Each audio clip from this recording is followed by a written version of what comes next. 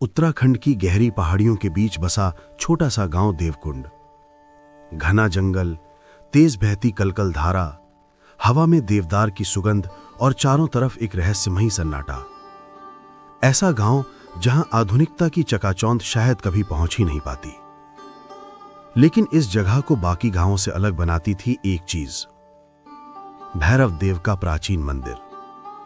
लोग कहते थे कि यह मंदिर स्वयं काल भैरव ने किसी कारणवश यहां स्थापित कराया था, और यह भी कि यहां हर पूर्णिमा की रात कुछ ना कुछ विचित्र जरूर घटता था।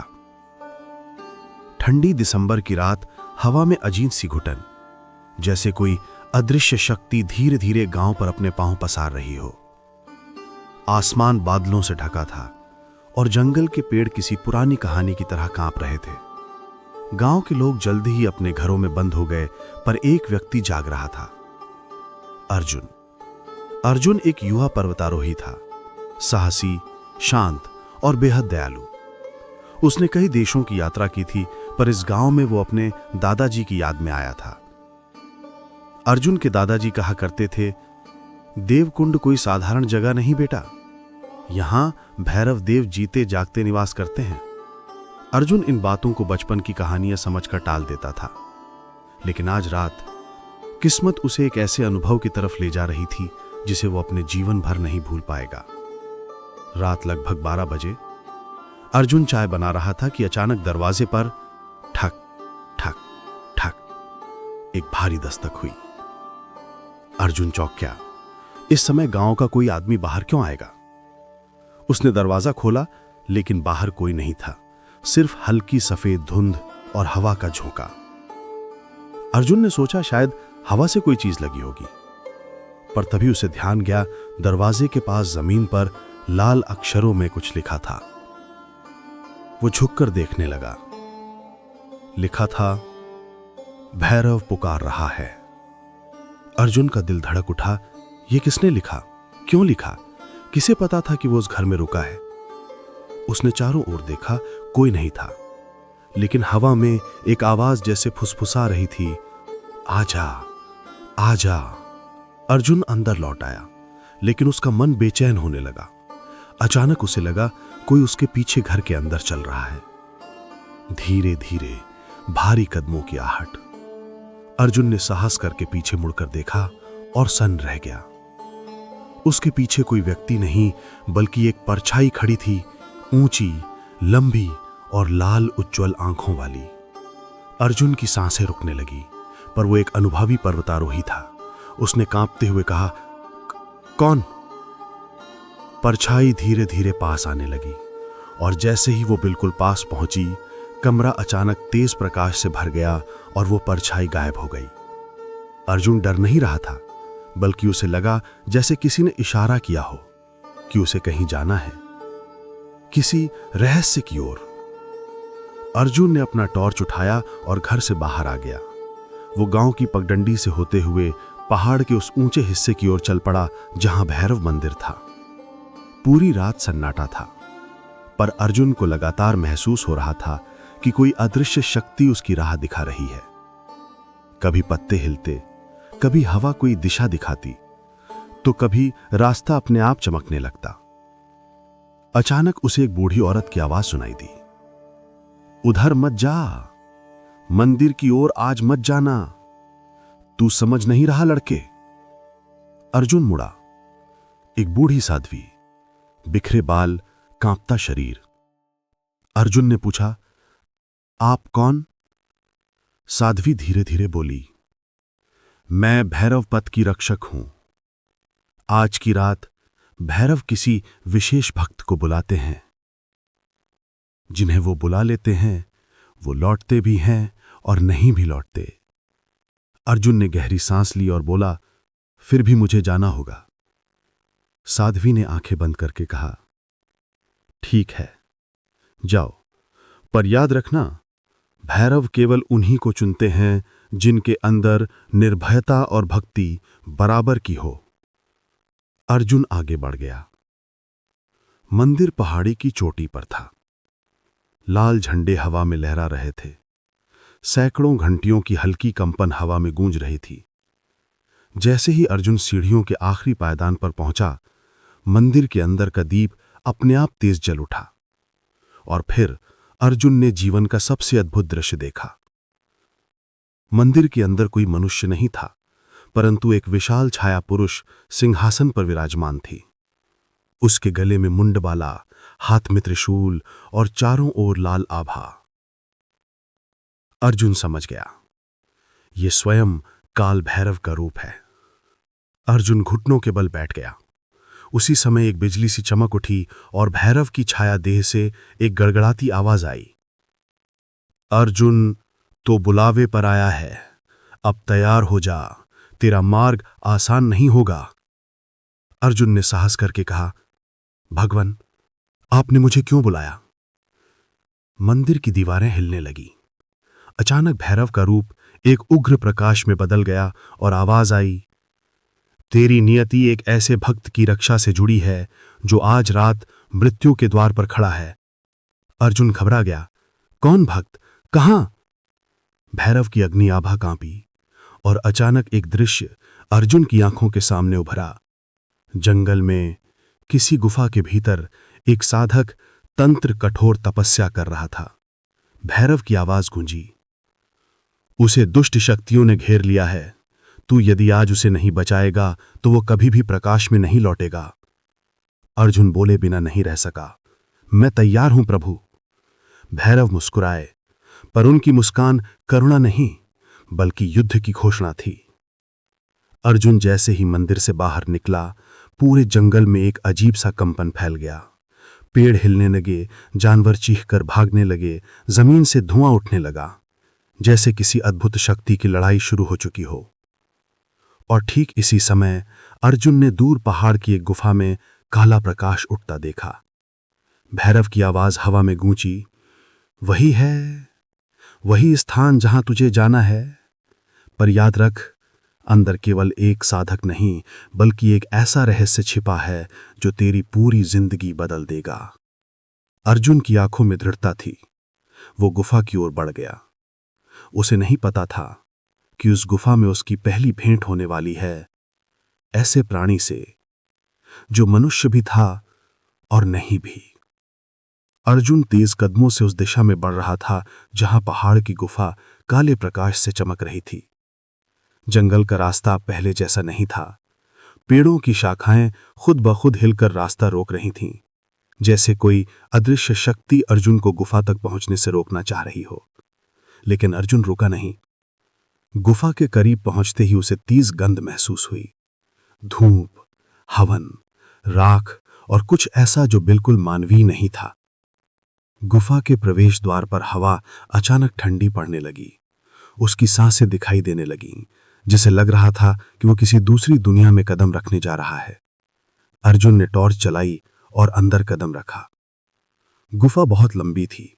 छत से पानी टपक रहा था और भीतर से गहरी ओम, भैरव जैसी धुन गूंज रही थी, पर आवाज मानो 10 दिशाओं से आ रही थी।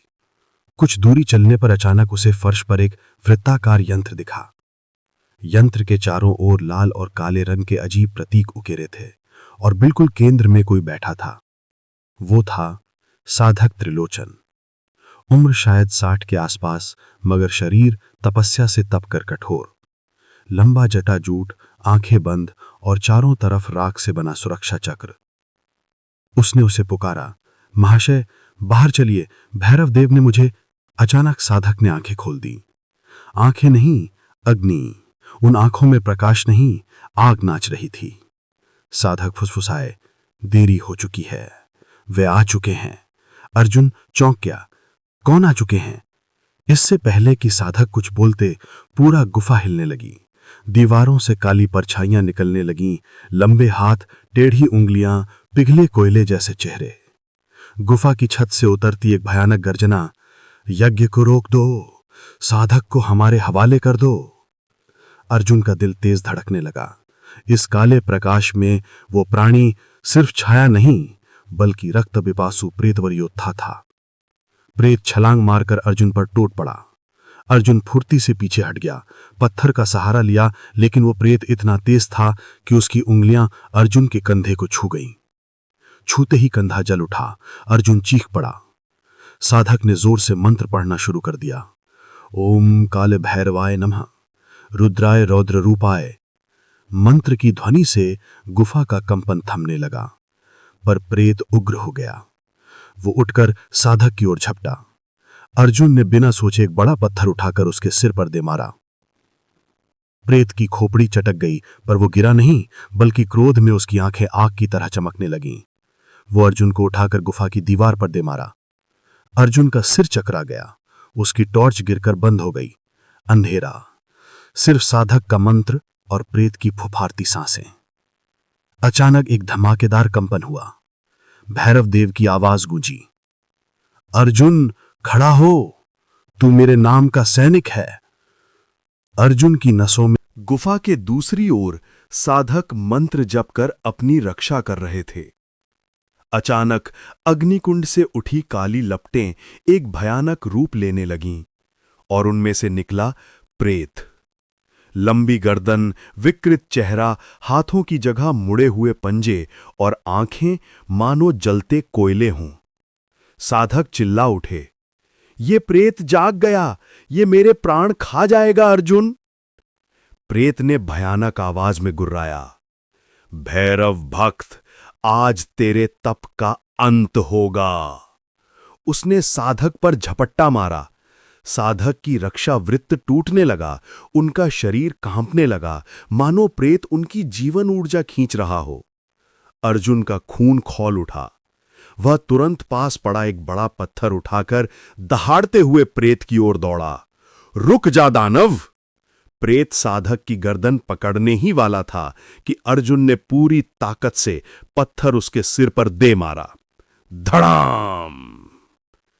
पत्थर टकराते ही प्रेत दर्द से चीख उठा। कर्रा! उसका सिर तिरछा होकर पीछे लटक गया। आंखों से काला धुआं निकलने लगा। प्रेत कुछ क्षण लड़खड़ाया, फिर अर्जुन की ओर मुड़ा। उसकी चीख और भी भयानक थी। मूर्तियो, तूने मेरी मृत्यु की राह खोल दी मनुष्य, अब तुझे छोड़ूंगा नहीं। अर्जुन ने दूसरा पत्थर उठाने की कोशिश की, पर प्रेत हवा की गति से उसकी ओर कूद पड़ा। अर्जुन को लगा कि वह इस बार बच नहीं पाएगा, पर तभी साधक ने अपने हाथ उठाकर एक जोरदार मंत्र उच्चारित किया। ओम काल भैरव नमः। मंत्र की ध्वनि दीवारों से टकराकर गूंजी। उसके साथ ही साधक की अंगुलियों से एक तेज सफेद प्रकाश निकला और प्रेत पीछे जा गिरा। लेकिन प्रेत तुरंत फिर उठ खड़ा हुआ और इस बार वह और भी उग्र था। साधक हांफते हुए बोले, अर्जुन, ये सामान्य प्रेत नहीं है, ये कई वर्षों की काली तंत्र साधना से बना रक्त प्रेत है। इसका विनाश केवल भैरव की ऊर्जा से ही होगा। अर्जुन चीख कर बोला, मुझे बताइए मैं क्या करूं? साधक ने कांपते हुए कहा, प्रेत के हृदय में जो काला धब्बा है वही उसकी आत्मा की गांठ है, उसे तोड़ना होगा। परंतु वह बहुत तेज है, तू सीधा हमला नहीं कर सकता। भैरव की शक्ति को भीतर बुला, जैसे मंदिर में बुलाया था। अर्जुन ने आंखें बंद कीं, सांसें भारी होने लगीं। गुफा का तापमान गिर गया, चारों ओर घोर अंधेरा छाने लगा। अचानक अर्जुन के भीतर से एक कंपन उठा और उसके हाथ गर्म होने लगे, जैसे किसी अदृश्य अग्नि ने उन्हें छू लिया हो। गुफा की हवा में भैरव का स्वर फैल गया, लड़ अर्जुन। प्रेत ने उछलकर अर्जुन पर हमला किया। उसके तेज पंजे अर्जुन के चेहरे को चीरने वाले थे, पर अर्जुन एक पल में बाईं ओर हट गया और उजाले से भरा उसका हाथ प्रेत की छाती पर दे मारा। या! प्रेत जोर से फट पड़ा। काला धुआं फैल गया। उसकी छाती में एक काला गोला चमक रहा था, उसका हृदय स्थान। साधक चिल्लाए, अभी यही समय है। अर्जुन ने मौका पकड़कर जमीन से वही भारी पत्थर उठाया और पूरी ताकत से प्रेत के हृदय पर दे मारा। धड़ाम! गुफा हिलने लगी। प्रेत की चीख इतनी भयानक थी कि गुफा की छत से पत्थर टूटकर गिरने लगे। ना! उसकी काली ऊर्जा फटने लगी, काला धुआं अर्धबर्ध फैल गया। धीरे धीरे प्रेत का शरीर पिघलने लगा और कुछ ही सेकंड में वह हवा में धूल बनकर गायब हो गया। सब कुछ शांत हो गया। साधक जमीन पर गिर पड़े। अर्जुन दौड़कर उन्हें संभालने लगा। साधक ने हांफते हुए कहा, तूने प्रेत को पराजित कर दिया। भैरव तुझे आशीष देंगे। अर्जुन ने पूछा, अब सब ठीक है? साधक की आंखें अचानक भय से फैल गईं। उन्होंने कांपते हुए गुफा के अंधेरे कोने की ओर इशारा किया। नहीं अर्जुन, प्रेत तो एक मोहरा था। रक्तनाथ उधर है। अंधेरे में दो लाल आंखें जल उठीं। साथ ही सुनाई दी वह ठंडी दहकती आवाज, शाबाश अर्जुन, अब देखते हैं तू मेरे सामने कितना टिकता है। अर्जुन की सांसें अभी भी तेज चल रही थीं। उसके सामने पड़ा प्रेत, जो अभी कुछ पलों पहले विध्वंसक रूप में था, अब राख की ढेर की तरह जमीन पर बिखर चुका था। हवा में जले हुए तांत्रिक धागों की गंध थी। दूर कहीं उल्लू की आवाज गूंज रही थी, जैसे रात स्वयं इस युद्ध की साक्षी बन गई हो। प्रेत साधक की आंखें अभी भी खुले थीं, शरीर घायल था और वह कांपते हुए बोला, अर्जुन, तुमने वो कर दिखाया जो किसी तपस्वी ने भी नहीं किया। लेकिन अभी अंत नहीं हुआ। असली कारण, असली आगाज अब शुरू होगा। अर्जुन ने उसे उठाकर पास के पत्थर पर बिठाया। साधक, साफ साफ बताइए, क्या अभी और कोई संकट बाकी है? साधक ने कांपती आवाज में कहा, तुमने उस प्रेत को नहीं मारा, तुमने उसे मुक्त किया है। वो साधारण आत्मा नहीं था, वो एक शापित योद्धा था, जिसे 100 साल पहले एक विश्वासघाती मंत्र द्वारा बांध दिया गया था। तुम्हारे हाथों से उसका बंधन टूटा है, इसलिए अब उसकी अधूरी प्रतिज्ञा तुम्हारी मार्गदर्शक बनेगी। अर्जुन चौंक गया। मतलब? साधक ने धीमी हंसी हंसी। मतलब अब तुम पर खुद भैरव की कृपा दृष्टि पड़ चुकी है। किसी को भी ऐसा अवसर नसीब नहीं होता। अचानक जंगल के बीच एक भयानक झंझा चली। पेड़ हिलने लगे, जमीन कांपने लगी। अरुणिमा भय से अर्जुन के पीछे छिप गई। अर्जुन ने तलवार कसकर पकड़ी। अब क्या आने वाला है? तभी एक गहरी, गंभीर, महाध्वंसक आवाज गूंजी, वीर अर्जुन। उस आवाज में ऐसा कंपन था कि पत्ते झड़ने लगे, आकाश भारी हो गया। जंगल के मध्य एक अलौकिक अग्निवृत्त प्रकट हुआ। उस अग्नि से एक विशाल काला स्वरूप उभरा। त्रिशूल, खप्पर, गले में मुंडमाला, आंखों में अग्नि, कदमों में भूकंप। महाभैरव स्वयं प्रकट हुए। अर्जुन और अरुणिमा घुटनों पर गिर पड़े। साधक भी कांपते हुए लौटने लगा। भैरव की दृष्टि अर्जुन पर पड़ी। उनकी आंखों में एक साथ विनाश और करुणा थी। तुमने एक शापित आत्मा को मुक्त दी है, इसलिए तुम्हें वो वरदान दिया जाएगा जो विरले को मिलता है, निडरता का वरदान। अब से तुम्हारे चरण जहां पड़ेंगे, वहां किसी प्रेत, भूत, पिशाच, बाधा का साहस नहीं होगा। अर्जुन स्तब्ध, अवाक। भगवान, मैं आपके चरणों में जीवन पर्यंत सेवा को तत्पर हूं। भैरव बोले, अर्जुन, तुम्हारी यात्रा अभी शुरू हुई है। तुमने जिस जंगल की रक्षा की, वो वास्तविक युद्ध नहीं था। आने वाले समय में तुम्हें उन लोगों की रक्षा करनी होगी जो अदृश्य शक्तियों के भय में जीते हैं। और जब भी तुम भटको, मेरा नाम स्मरण करना। भैरव सदैव अपने वीर के संग खड़ा है।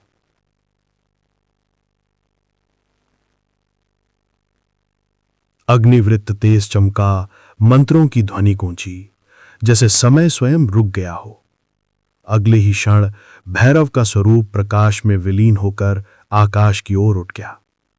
जंगल शांत हो गया, पर वातावरण में भैरव की शक्ति आज भी धड़क रही थी। अर्जुन ने गहरी सांस ली। उसके भीतर एक नई ऊर्जा थी, एक ऐसा तेज जो किसी साधारण मनुष्य का नहीं होता।